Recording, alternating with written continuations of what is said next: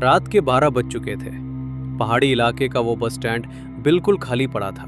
सिर्फ एक आदमी खड़ा था, राघव मन में सोच रहा था, ड्राइवर ने कहा था कि बस 11:30 पर आ जाएगी। अब तो 12 बज गए, पता नहीं कहाँ रह गई।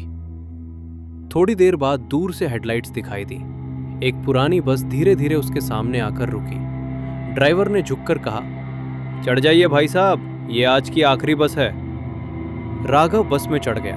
बस के अंदर वो पहुंचते ही उसका दिल अचानक थोड़ा घबरा गया। बस में सिर्फ एक लड़की बैठी थी। वो बिल्कुल चुप, बिल्कुल सीधी, बिना हिले बैठी हुई थी। राघव ने एक सीट ले ली। लड़की ने उसकी तरफ देखा भी नहीं। करीब 10 मिनट बीते।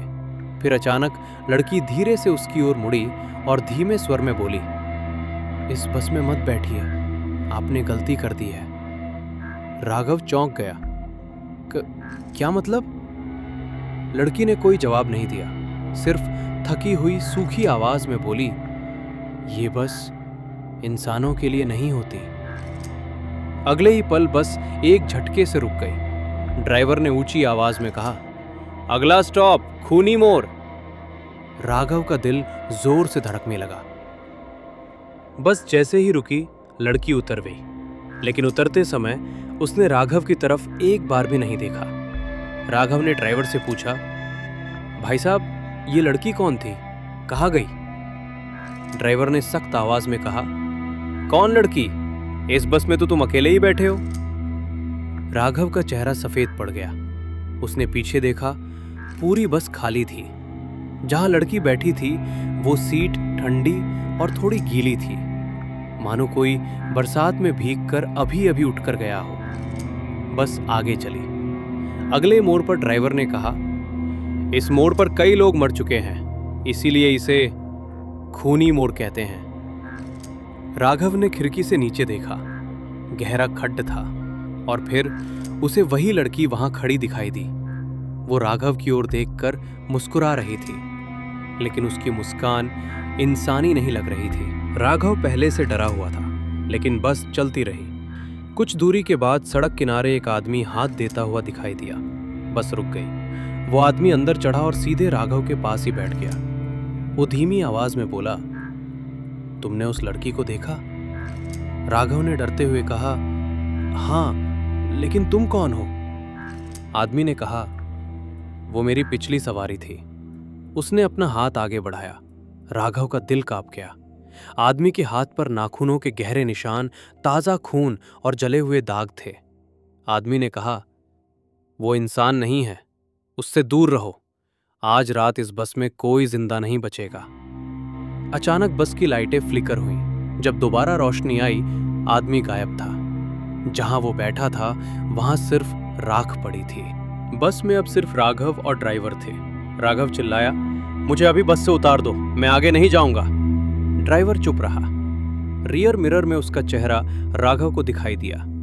पहली बार राघव ने गौर किया, ड्राइवर की गर्दन पर गहरा नीला निशान था, जैसे किसी ने उसे फंदा डालकर मार डाला हो। राघव की सांस अटक गई। राघव, तुम इंसान हो भी या? ड्राइवर धीरे से हंसा। मैं, ये रास्ता और ये बस सब उसी के हैं। राघव, किसके? ड्राइवर, उसी लड़की के। वही इस रास्ते पर मरी थी और अब हर रात एक नया पैसेंजर लेती है। अचानक ड्राइवर धुंध बनकर गायब हो गया। बस अपने आप चलने लगी। राघव पूरी तरह अकेला था।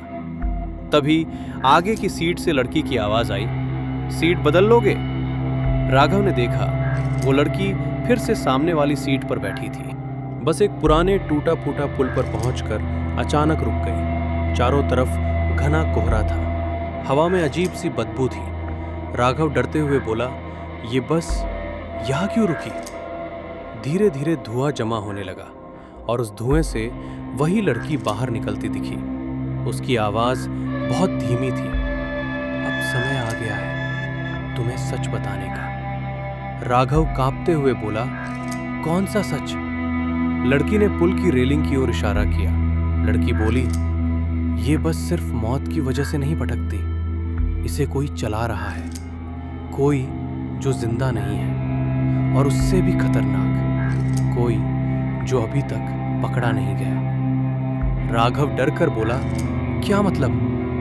लड़की ने कहा, मुझे इस पुल से धक्का दिया गया था। मैंने आत्महत्या नहीं की थी, मुझे मारकर यहां से फेंका गया था। राघव का दिल तेज धड़कने लगा। किसने किया ये? लड़की उसकी आंखों में देखते हुए बोली, वही शख्स जिसने इस बस को श्राप दिया, वही शख्स जो आज भी जिंदा है, और वही शख्स तुम्हारे और मेरे बीच खड़ा है। अचानक बस का हॉर्न जोर से बजा। आगे शीशे पर खून से लिखा था, वक्त पूरा। लड़की चिल्लाई, भागो, वो आ रहा है। अचानक बस खुद चलने लगी, सीधे पुल की रेलिंग की तरफ। राघव चीखा, ये कौन है? तभी कैमरे की फ्लैश जैसी रोशनी चमकी। एक काली परछाई दिखी, काले कपड़े, हाथ में चाकू और चेहरा पूरा ढका हुआ। लड़की रोते हुए बोली, उसी ने सब किया है। राघव चीखते हुए बस से कूद गया।